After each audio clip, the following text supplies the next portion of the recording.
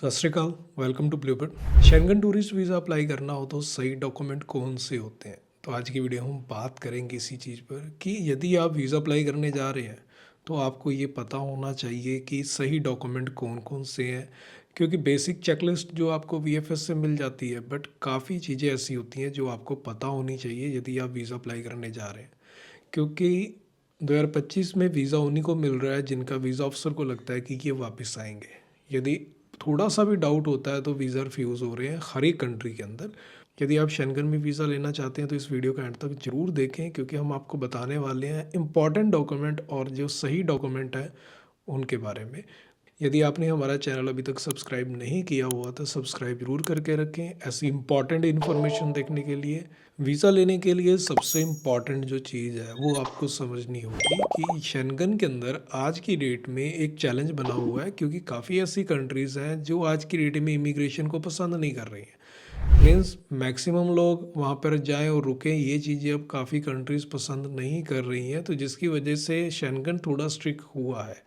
तो ये पिछले साल भी देखने को मिला था, बट फिर भी वीज़ाज़ बहुत अप्रूव होते हैं। ऐसी बात नहीं है कि वीज़ा मिल ही नहीं रहे हैं, बट बात ये है कि आपको प्रोसेस जो है वो प्रॉपर फॉलो करना पड़ेगा। साथ में जो डॉक्यूमेंट रिक्वायर्ड हैं वो पूरी करनी पड़ेंगी।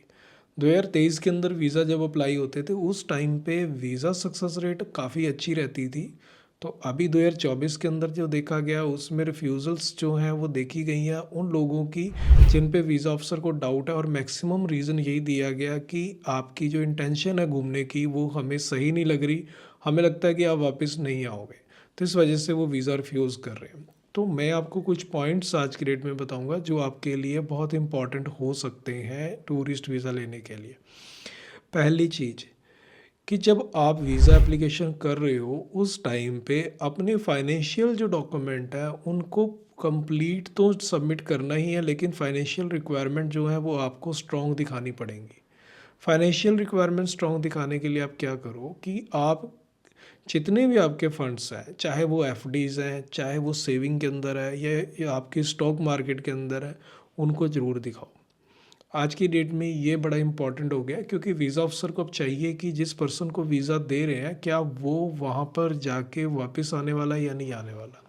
तो सबसे बड़ा रीज़न जो वापस आने का होता है वो होता है कि आपके इनकम प्रूफ, यदि आपके पास इनकम प्रूफ अच्छे हैं तो फिर आप वापस आ सकते हो। तो यदि इनकम प्रूफ आपके वीक होंगे तो वहाँ पे चांस कम हो जाएंगे वापस रिटर्न करने के, तो ये वीज़ा ऑफिसर को पता होता है।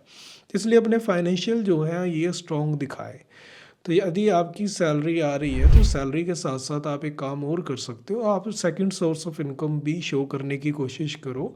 तो वो इतनी मुश्किल नहीं होती। आप क्या कर सकते हो, यदि कोई इंसेंटिव आ रहे हैं वो दिखा दो, रेंटल इनकम आ रही है वो दिखा दो, एग्रीकल्चर है वो दिखा दो, या फिर कोई पार्ट टाइम आप साथ में जॉब कर रहे हो या बिजनेस कर रहे हो वो दिखा दो, जिससे कि वीज़ा ऑफिसर को लगे कि इनके पास सोर्स ऑफ इनकम जो है वो अच्छे स्ट्रॉन्ग है और रीज़न जो कम बैक का है वो स्ट्रॉन्ग है। आज की डेट में वीज़ा ऑफिसर को यही पॉइंट चाहिए। यदि आपके पास सोर्स ऑफ इनकम अच्छा है, आपके फाइनेंशियल स्ट्रॉन्ग है, तो वीज़ा मिलने में दिक्कत नहीं है। तो मेनली आपको इस चीज़ पर फोकस करना ही पड़ेगा। आने वाले टाइम में ये और भी स्ट्रिक्टनेस हो सकती है, क्योंकि मैक्सिमम कंट्रीज़ के अंदर स्ट्रिक्टनेस होती जा रही है।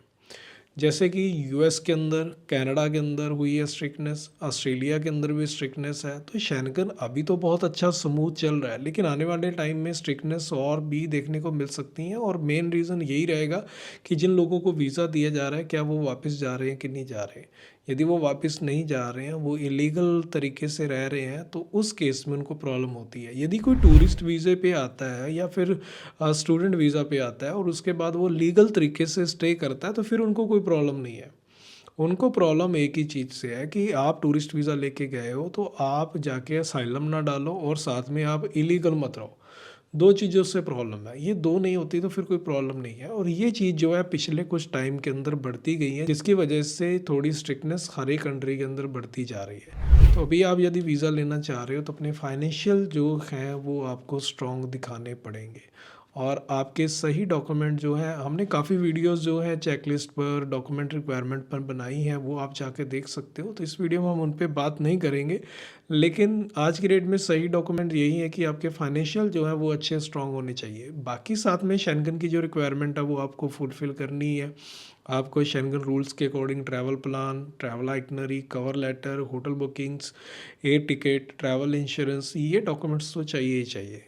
बट इसके साथ साथ आपको फ़ंड्स पर फोकस ज़्यादा करना पड़ेगा। फ़ंड्स जो हैं ये आपके स्ट्रॉन्ग होने चाहिए, जिससे आपके वीज़ा के चांस जो है बढ़ेंगे।